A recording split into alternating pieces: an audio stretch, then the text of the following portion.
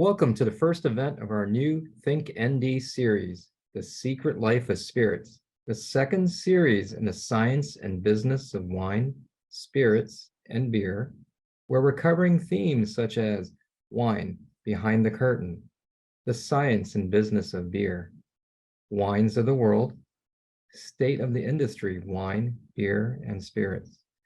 Each of these themes will have a variety of talks where you'll hear from faculty here at Notre Dame, the Robert Mondavi Institute for Wine and Food Science at UC Davis, and from experts from each of these industries. We're excited to dive deep into these industries and share with you all of the science, engineering, technology, business, and craftsmanship that goes into each glass. At this time, I want to thank all of our collaborators on the series, the Notre Dame College of Science, the Notre Dame Mendoza College of Business, the Robert Mondavi Institute for Wine and Food Science at UC Davis, and the Notre Dame Alumni Association. In addition, thank you to our co-sponsors, the Notre Dame Family Wines and the Notre Dame Young and Senior Alumni. We asked that if you have questions for us today, please use the Google form that we're going to share with you now. This will allow us to facilitate answering your questions. We'll try to answer as many of them as possible. However, note that we have limited time. So this week, I'm delighted that we have the opportunity to dive into the basics of spirits. The goal of the session today is to take away some of the mystery behind spirits and to take a peek at their secret life. We'll give you a basic introduction to what defines a spirit or a distilled beverage, and what distinguishes the different products that we're familiar with. For example, whiskey spelled with an E, bourbon, vodka, gin, absinthe, tequila, mezcal, rum, and so forth. What is the science as well as engineering technology behind how spirits are made? And what are the ways to taste and appreciate these products? And how does a product's chemistry affect how we experience it? Then in the next 6 sessions of the series, you'll get a much more in-depth discussion of tequila, mezcal, and agave-based spirits, vodka and gin, whiskey, part 1, where we'll talk about Scotch and Irish whiskeys, whiskey part 2, where we'll talk about bourbon, rum, and then grape-based brandies such as Cognac, Brandy, Pisco, Armagnac, and Grapa. And now, I'd like to welcome my colleague and friend Ron Runnebaum from the class of 1996 and also professor at UC Davis in the Department of Viticulture and Enology.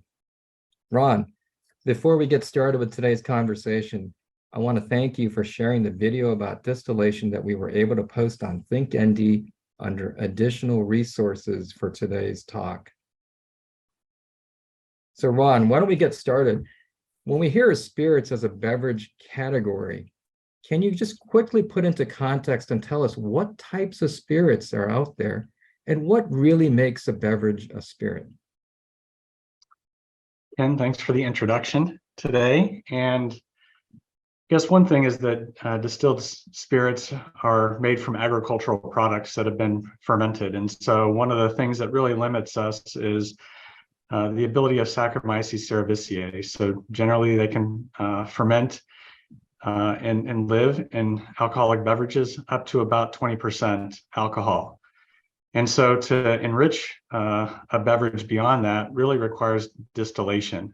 And we'll get into a little bit more as we go through today. But different yeast strains can ferment to different alcohol percentages, some that have been kind of developed over time, especially for fuel ethanol, can go to higher ethanol amounts.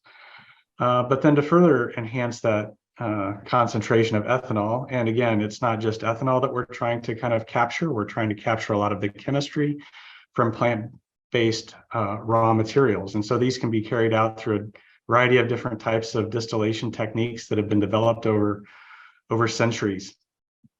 And so really, in addition to ethanol, we're trying to capture different chemistries and flavors through different raw materials. And these have really just come from different places over time. What are the agricultural products that were available to people historically?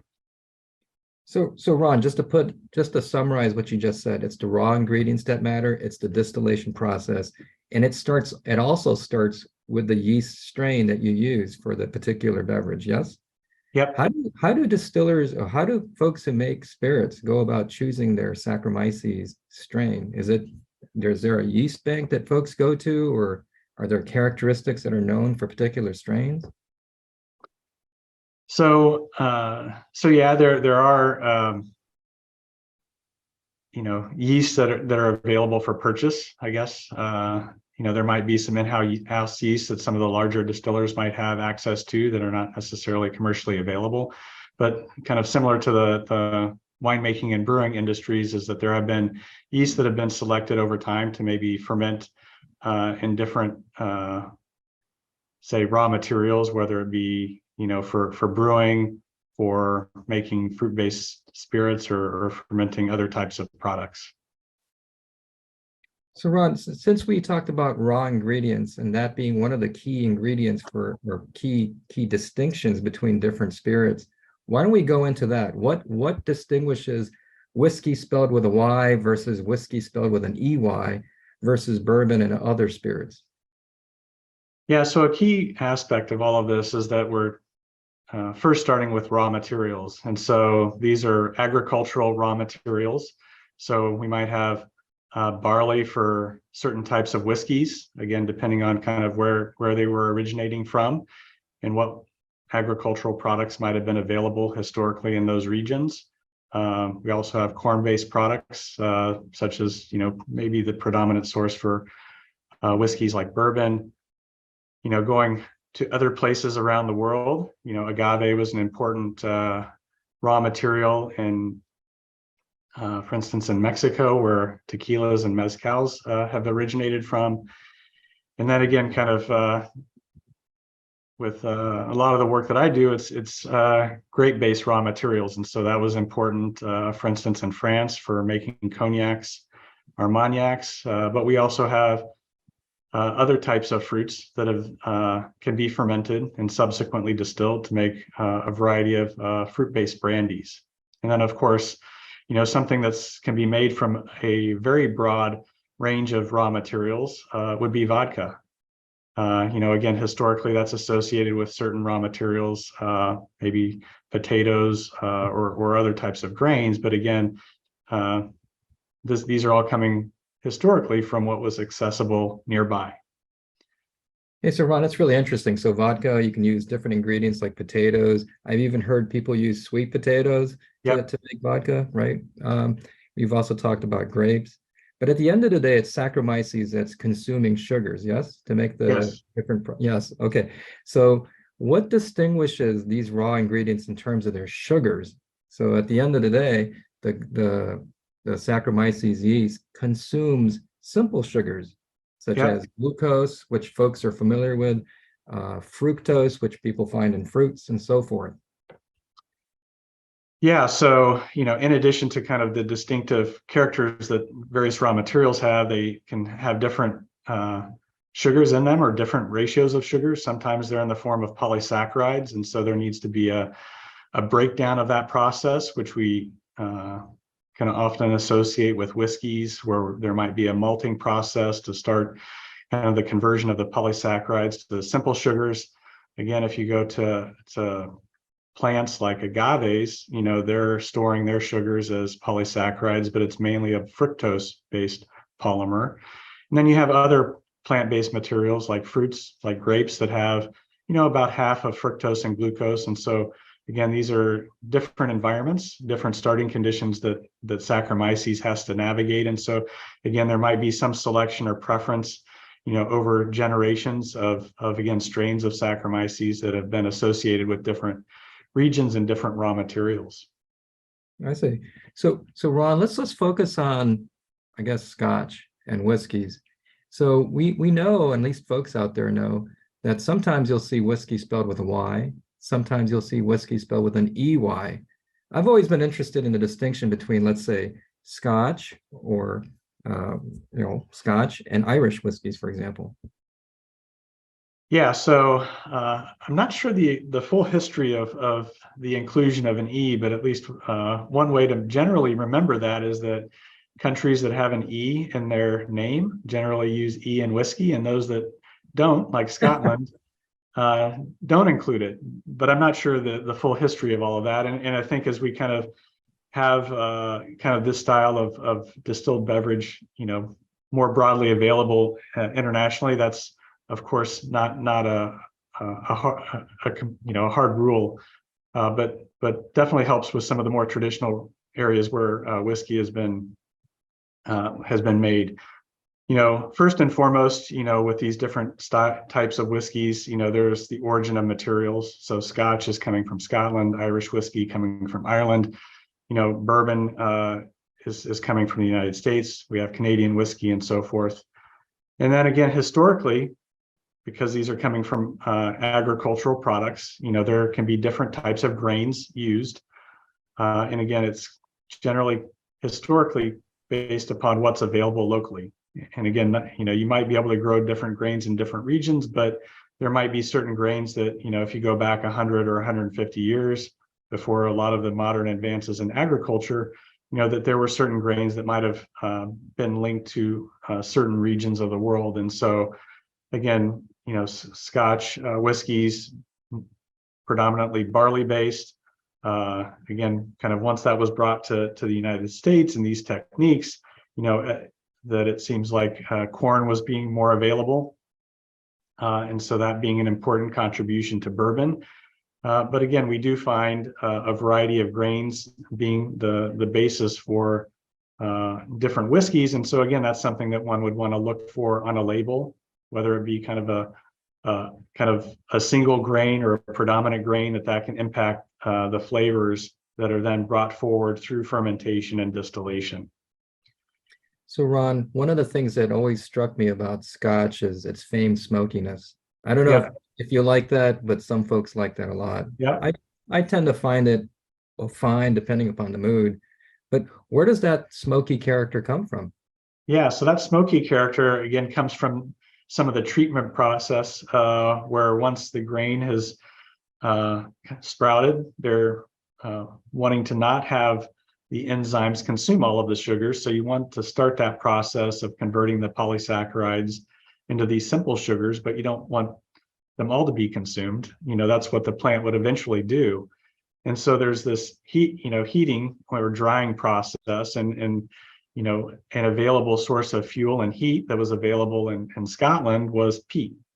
So kind of this material that's on its way to a fossil fuel that can be dried and combusted and provide a source of heat. And through that process creates smoke. And so that smoke is then imparted into the grain that then is brought forward. And so that doesn't always have to be part of the process, but that's one that's been historically associated with certain regions of Scotland and Scotch. This is also something that is not too different from what some people might associate with mezcals or agave-based spirits from Mexico. And so again, kind of this smoking, or it's a little bit different of a process, but one where they were using fuel again to kind of help with the conversion of the polysaccharides into these simple sugars. And so in some instances that can impart some of these smoky characters as well. So in the peat smoke, there are certain chemicals that cause the smoky character, yes? Yep. Yeah, so these are generally in the class of phenolics compounds, and again, kind of the extent of to which kind of that peat smoked material is brought forward. It can also be a choice of distillation, and so and that's also one of the things that can be distinguishing the different styles of whiskey, from Scotland to Irish whiskey to whiskeys that might be found throughout the United States is, historically what was available from a craftsmanship standpoint or even a technology standpoint going back hundreds of years would have been pot stills. And so, one can take that raw material and, distill it once, distill it 2 or 3 times. And so that's one of the things that's often distinguishing historically Scotch whiskeys from Irish whiskeys, where Irish whiskeys are distilled 3 times. And so again, you can get different separation, and you can decide to include certain components. And one of those choices would be, what fraction of sort of these smoky compounds would be included. And so that can differentiate and be a tool of distillers as well. So Ron, that's really interesting. We're gonna touch on the different apparati, if you will, for how to do the distillation shortly. But it sounds like, and this is sort of an interesting thought, that what we want to make, to give character to the different spirits are the impurities that are not just ethanol. It's all these other things that come from, let's say, the yeast metabolism. So the yeast not only produces carbon dioxide and sugar, as we already know, but it produces a whole slew of other chemicals that provide sort of a base aroma, flavor component to any alcoholic beverage. But you're also saying, I think, that in the distillation process, when we're basically bringing over our product, we're also bringing over impurities from some of the starting ingredients and also the processing here in the case of peat smoke chemicals, the phenolics you mentioned. Yep. It's this imperfect distillation that allows us to get this characteristic Scotch flavor aroma profile, right?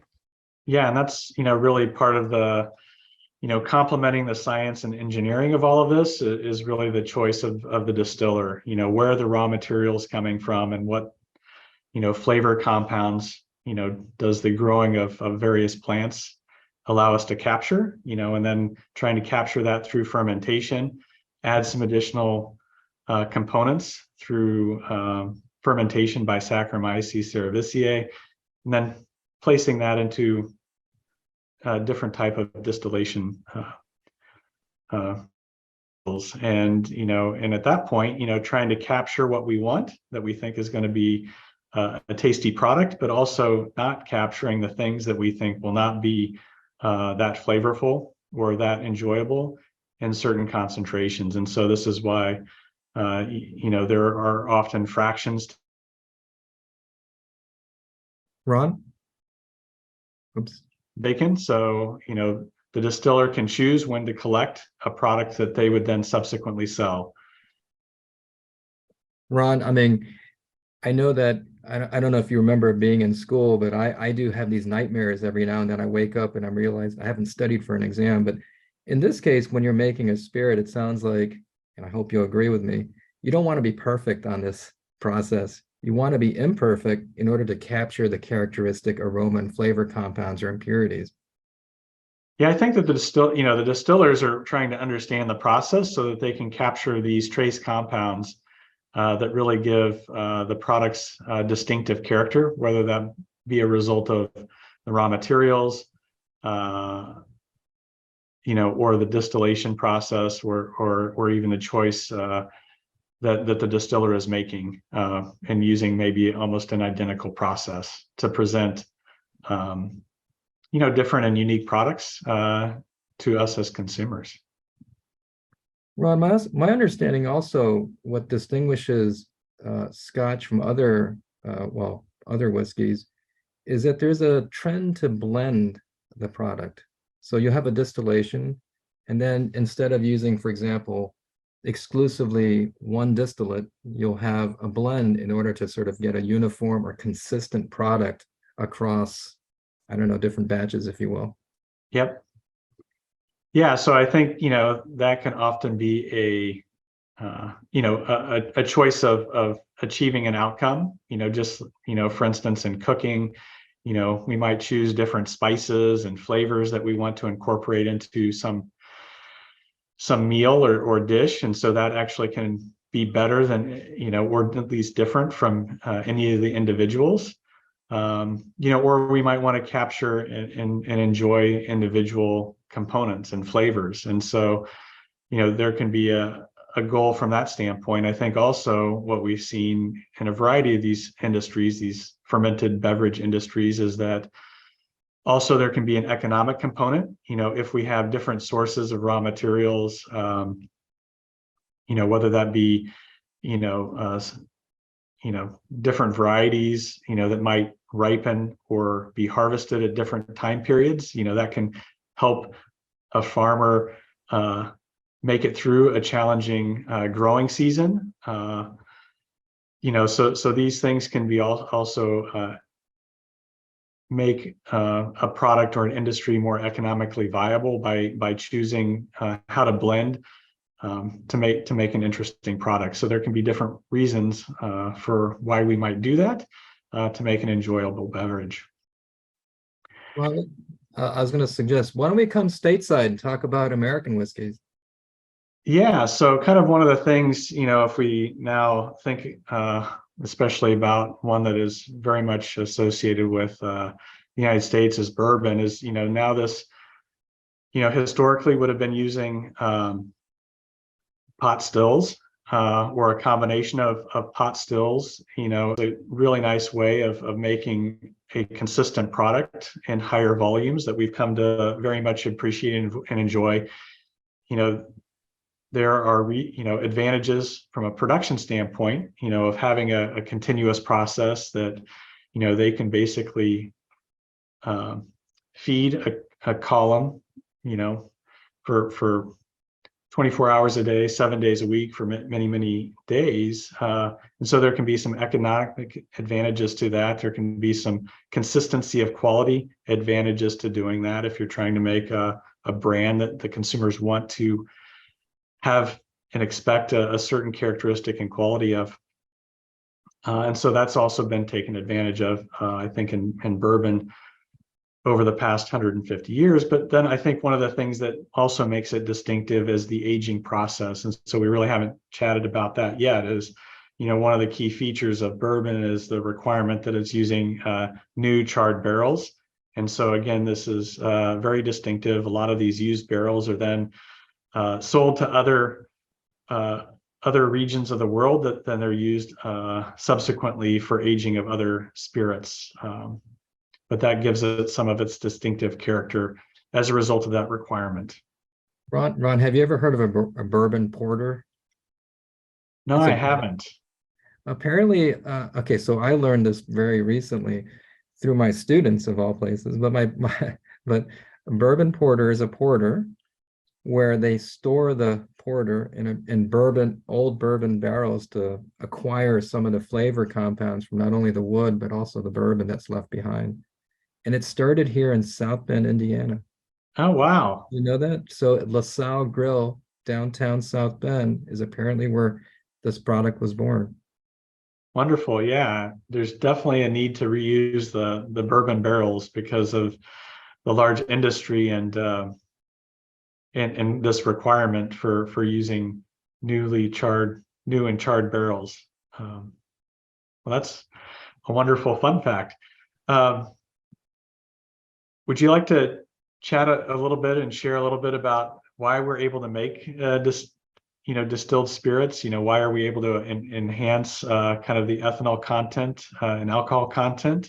So what's sort of the chemistry behind this? Behind kind of ethanol and water that is responsible for us to be able to make these types of products? Well, Ron, I mean, first of all, you already talked about or alluded to the instruments that are used to do this. So we have pot stills, column stills, and these are apparati, if you will, that allows you to heat the material and then separate, in this case, a water ethanol mixture, the water and the ethanol from each other based on differences in the volatility. That is the tendency for things to be in the vapor phase. And so if you have a water ethanol mixture, whether it's like a beer, or in this case, the proto whiskey, heating this mixture of water and ethanol allows you to get a vapor that's enriched in ethanol. And then if you take the vapor and you sort of condense it down and make it a liquid again, it's going to have a higher alcohol by volume, or ABV, or higher proof, if you will. I don't know if you like that slang, but yeah, that's great. And so, I'm sorry, I'm interrupting. Yeah, I was going to say, are there any limitations to doing that? I guess, is that linked to kind of the use of pot stills and so forth?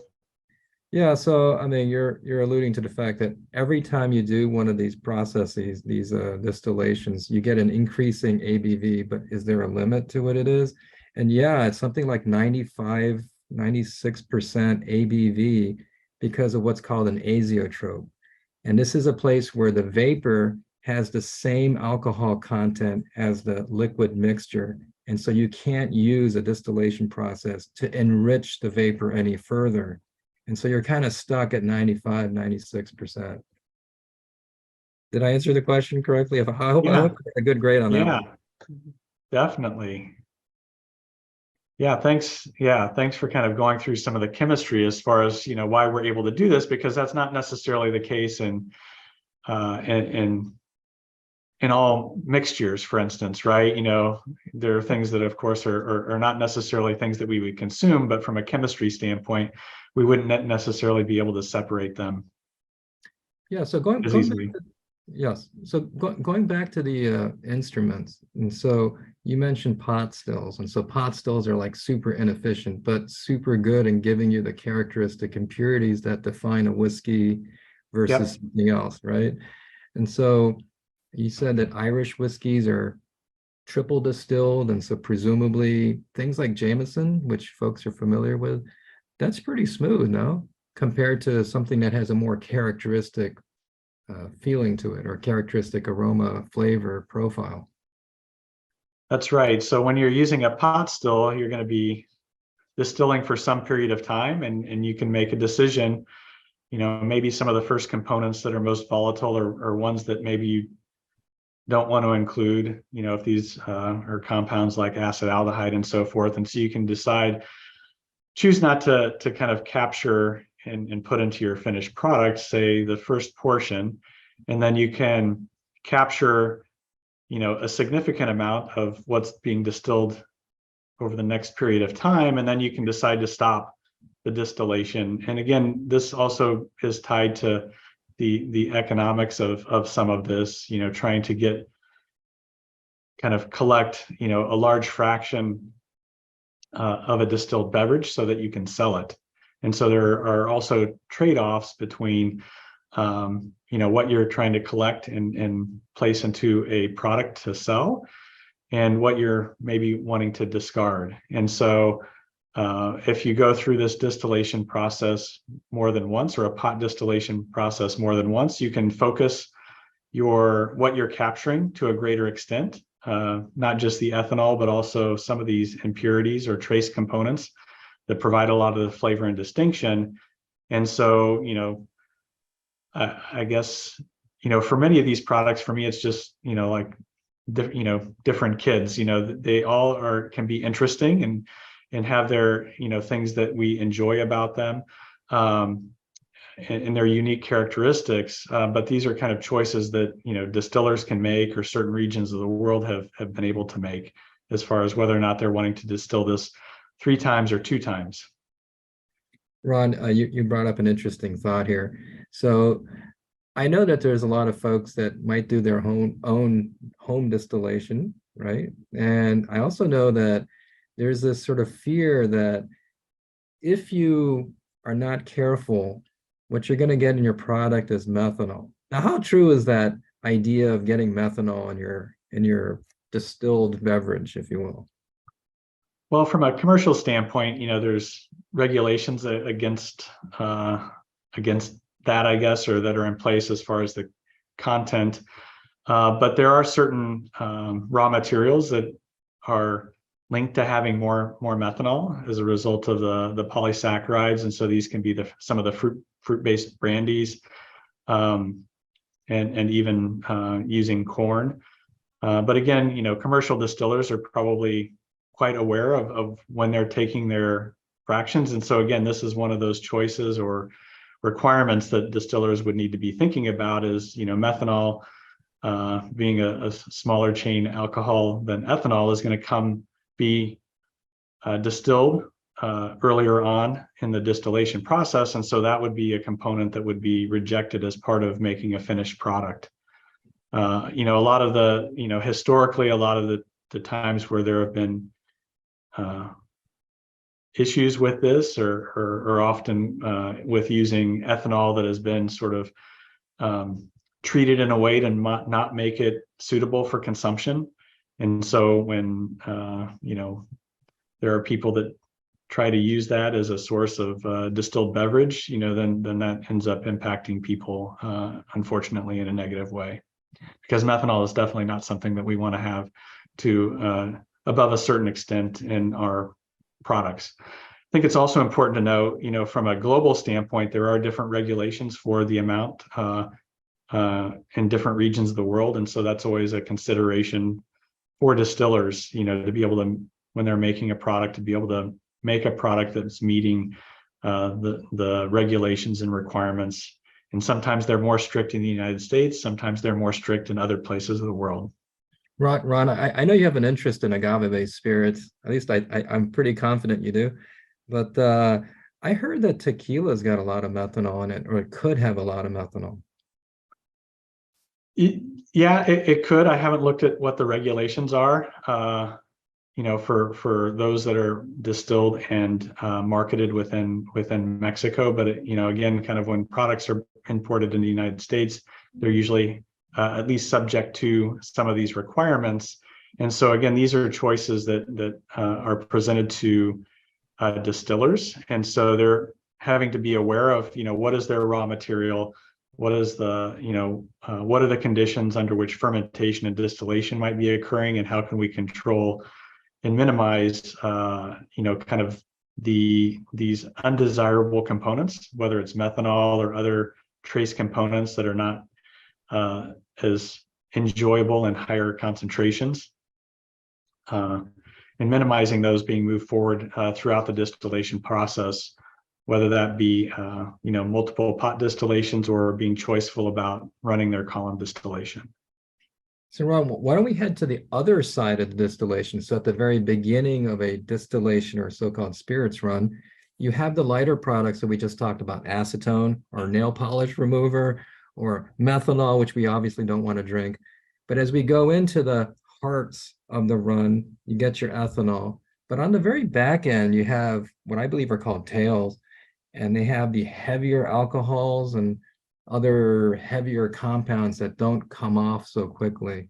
So yep. Isn't it up to the distiller to decide, and this is where the artistry of the distillation process comes in, how much of the tails to incorporate in the beverage? Doesn't it give body, or doesn't it give sort of a presence or character to the beverage?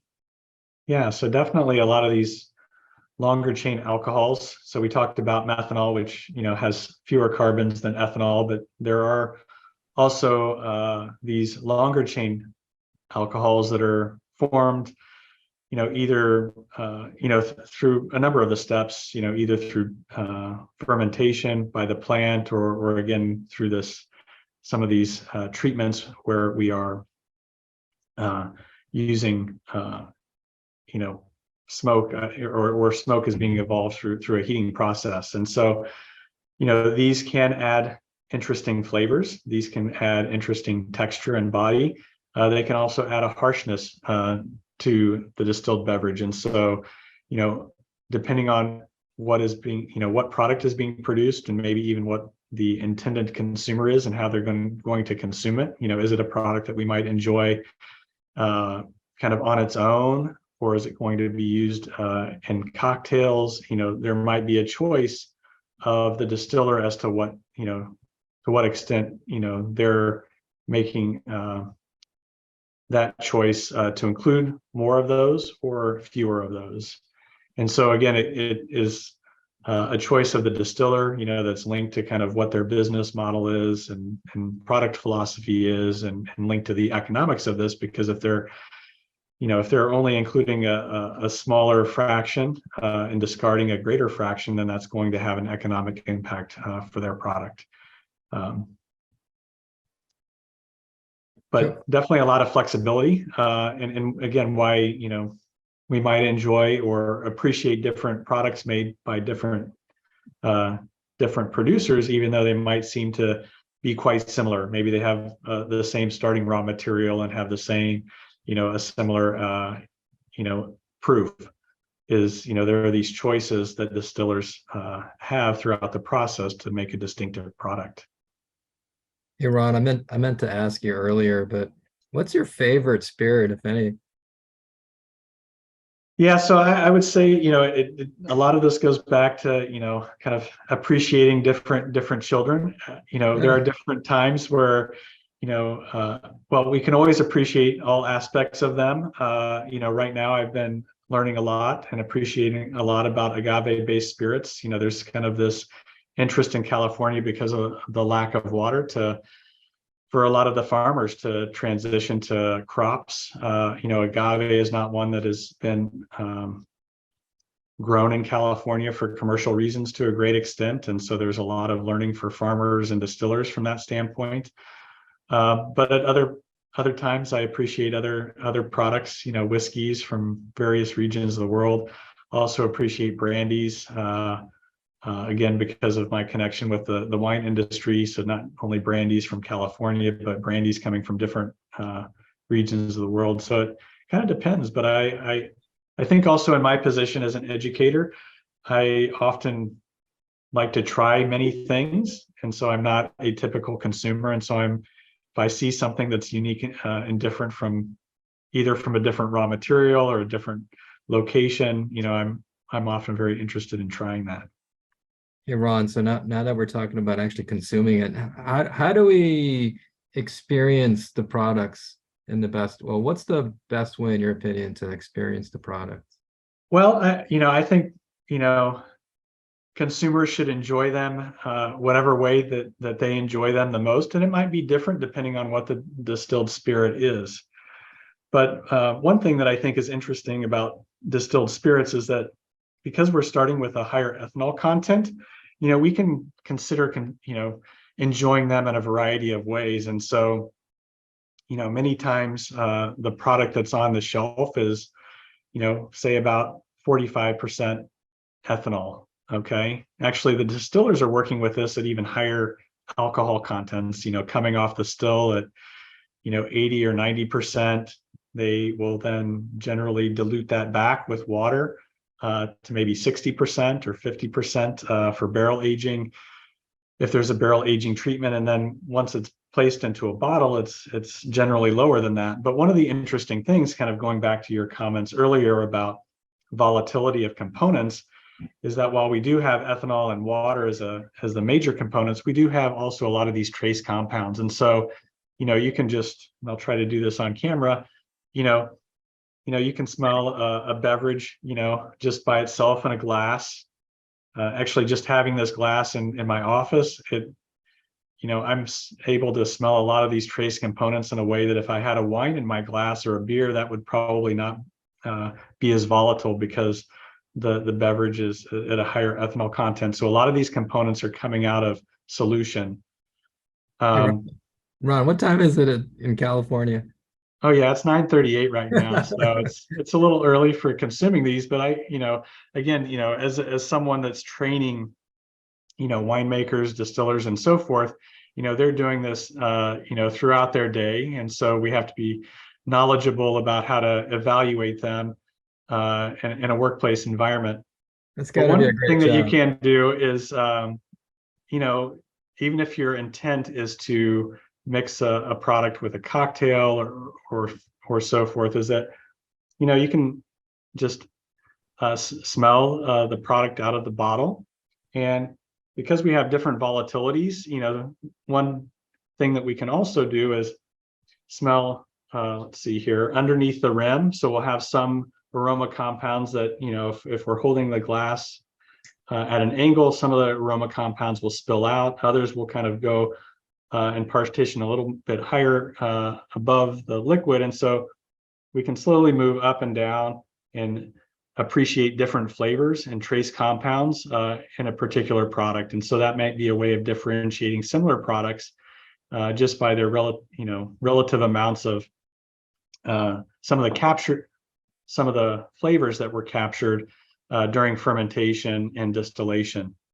A next step would be you could add water. And so now in reducing the ethanol content, through the distillation process, we've captured a lot of flavor compounds that like to be more associated with ethanol than water. And so as we add water, we have more or some compounds that don't like that from a chemistry standpoint, and they essentially want to jump out of the solution. And so we can actually enhance. So this is one of those things that is not obvious, is that by diluting the liquid, we can actually enhance or make more concentrated in the vapor phase some of these flavor compounds. And so again, this is a tool that you can use just to evaluate and enjoy what was captured, even if you're wanting to then subsequently place this into a cocktail or a mixed drink. So Ron, that reminds me, sometimes you have, you do your beverage neat, as you already mentioned. Sometimes you dilute it with water or still water, and then sometimes you put them on the rocks, right? So in the rocks, you have a little bit of dilution from the melting ice, but you also have a change in temperature. How does that affect the character or the profile of the beverage?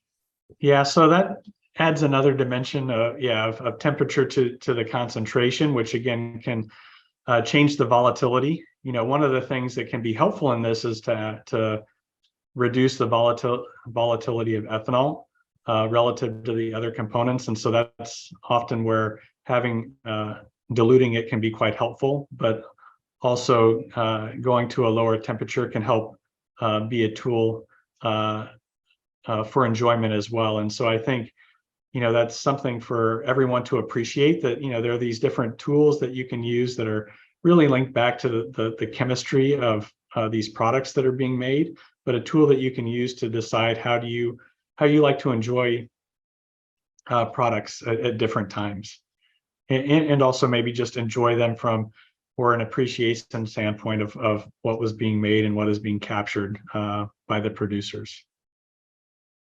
Hey, Ron, want to take some questions from the audience? Yeah, that sounds great. Okay, so we'd like you, the audience, to use the link in the chat to submit questions that you'd like to pose for Ron and myself. I believe it's already in the chat. And so let me go over to questions that we have. Oh, we have one from Modesto, California. Irish whiskeys were made prior to the advent of distillation in Scotland. So clearly the Irish spell it correctly. Go Irish. It wasn't a question. That was an opinion. From United States, Ron, can you please, or actually this is any of the speakers, can you please state the rules that make a bourbon, such as alcohol content, rye percentage, etc. So Ron, what are the guidelines for making an American whiskey here? Yeah, so more specifically, bourbon is that it needs to be predominantly from the raw material needs to be predominantly from corn. So it can contain other grains, but it needs to be at least 51% corn based. And then it's going to be distilled up to a maximum proof of 160. And then there's also an aging proof requirement, and then also bottling proof requirements. And so, one of the things that I always tell students is, make sure that you're always going out to the standards of identity that are set by both kind of local regulations, whether this be, regions that have a standard of identity or countries that have standards of identity, because these can be changed or modified at time. And you also need to not only know what's required for where you're producing it, but also where it's being marketed. And so for bourbon, there's, kind of these raw material requirements, there's distillation requirements, and then there's also the aging requirements of kind of these new charred American oak barrels, American oak barrels. Ron, we have another question from Modesto, California. It's a check on terminology. So when we are distilling, if we want to remove an element from the liquid, it's called an impurity. But if it's an element that we want to retain in the finished spirit, it's called a congener. I guess this is more of a comment? Yeah. Congeners would be kind of a term used by the industry for some of these higher alcohols or other components that are favorable and that we're trying to capture in the process. And again, kind of how one might want to exactly name them. It might be a choice or kind of an end goal, depending on what the raw materials are, what the production process is, and so forth. But yeah, thanks for bringing up another term that our listeners can appreciate. So congener. We have one from Connecticut. From a distillation perspective, are smaller boutique brands doing anything different that make them unique from larger commercial brands? Ron, that's an interesting question. I mean, have you ever heard, well, I'm sure you've heard because most folks know, Templeton Rye and this story behind Midwest Grain Producers, MGP. It's down here in the southern part of Indiana. Go ahead and share, yeah. Well, I was going to say that, there was this sort of controversy about Templeton being sort of an Iowa product, and it turns out that it's actually made in Indiana by MGP, and which is down in the southern part of the state. This is a huge, massive distiller. And so smaller distilleries that don't have the resources or the time or the economic time to basically store their bourbon in barrels for a number of years, they need a product on the shelves quickly. So they buy bulk off-the-shelf bourbons made by MGP, and that's called sourcing. But Connecticut's asking a more subtle question here. What is the uniqueness of smaller boutique brands? Yeah, so I guess this will also kind of venture in towards sort of the economics and commercial aspects of these types of products. But as they're as you're growing in volume, you're of course needing to appeal to a larger number of consumers. And so again, there can be a trade-off from the standpoint of can they do something different? Are they able to do something different that maybe appeals to a smaller subset of the population, but still makes sense for someone of a smaller scale? And so they definitely have a lot of tools in their toolkit from the standpoint of sourcing raw materials from maybe unique and smaller locations, versus the amounts of raw material that's needed to kind of supply much larger brands.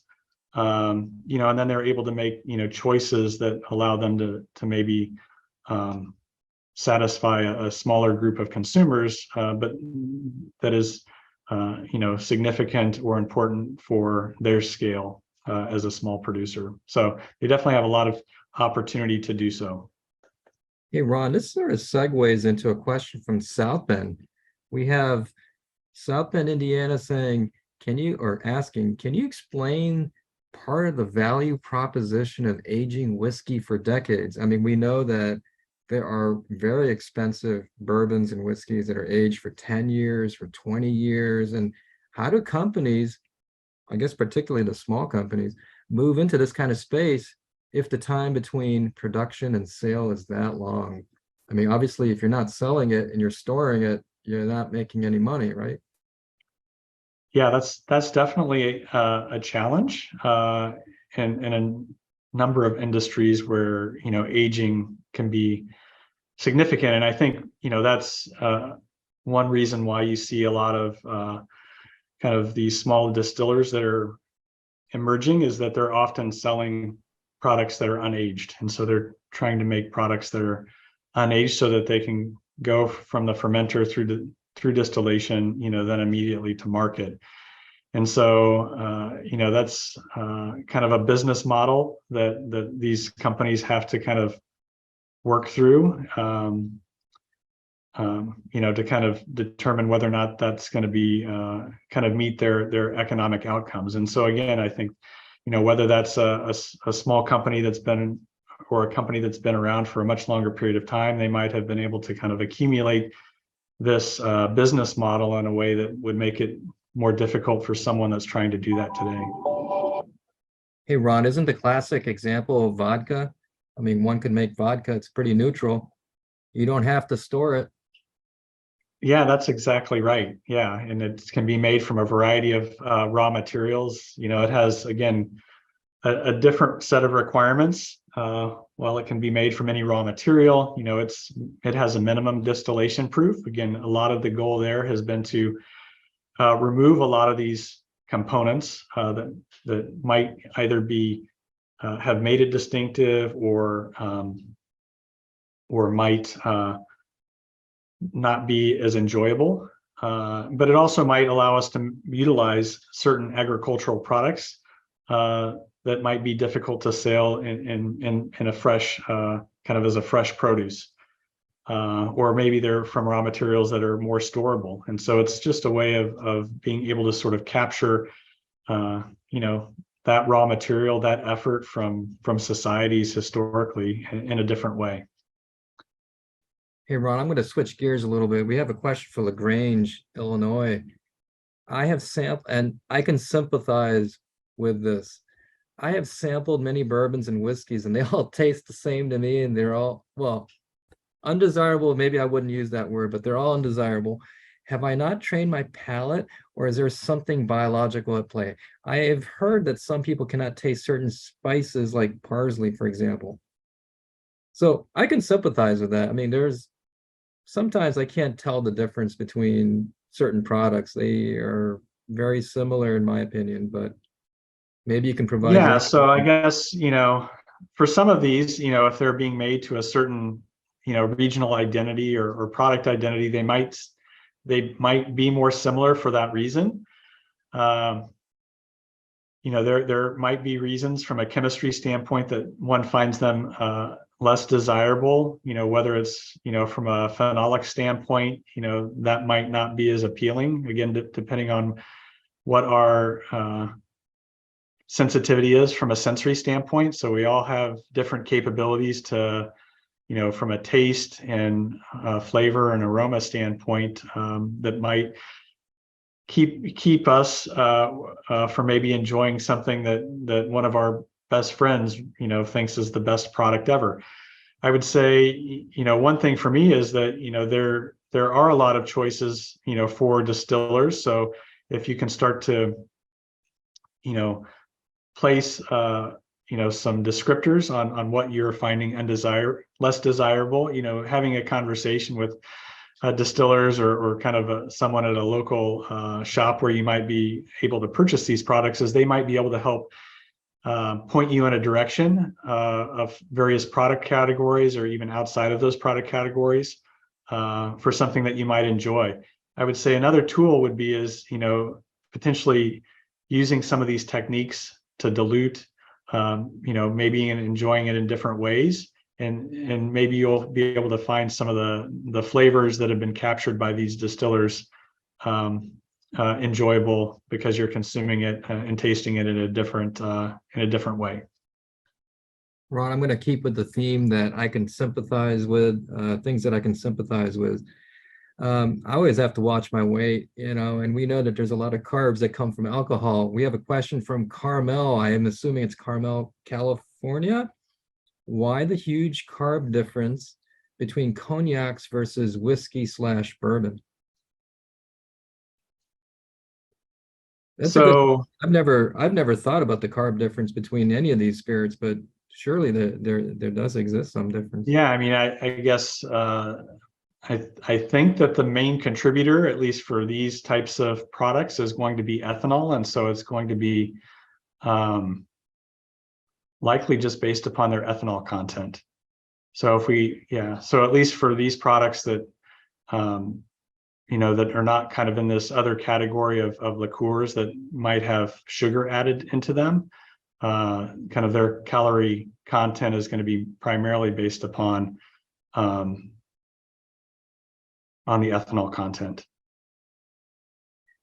Hey, Ron, we're going to run out of time, so let's just take one last question. I have South Bend, Indiana again, and I think you'll like this question. Can you, or can each of us, tell the audience how we got involved in the science of spirits?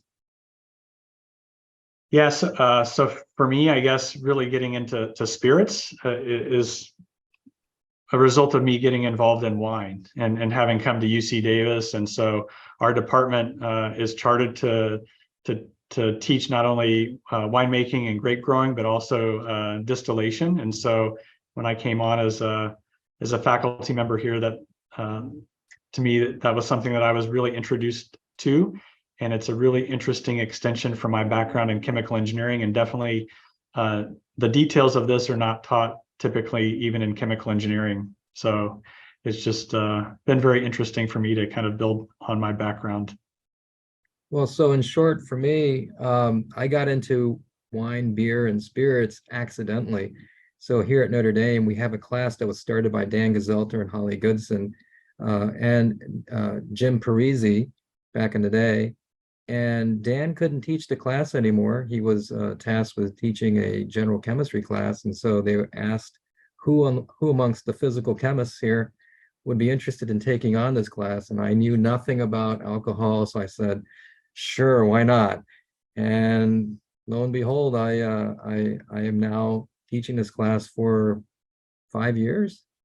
And so I've learned a lot. It's been very interesting. And I find that it's a very useful thing. I mean, I have something to talk about at parties. I teach a beer, wine, and spirits class, and people seem to sort of understand now what I'm talking, what I do. But more relevantly, it's a topic that connects, in my opinion, connects the science that we do here with real life.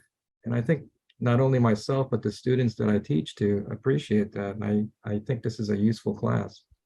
So I hope that answers your question. Okay, so at this point, we're going to run out of time, so I'm going to wrap up. I want to share with you at this point that one of our co-sponsors, the Notre Dame Family Wines, just released this year's collection of labels featuring alma mater and celebrating the 50th anniversary of coeducation. And so we're going to show you a quick preview of the labels, and you can learn more at wines.nd.edu. So there should be a video coming right now.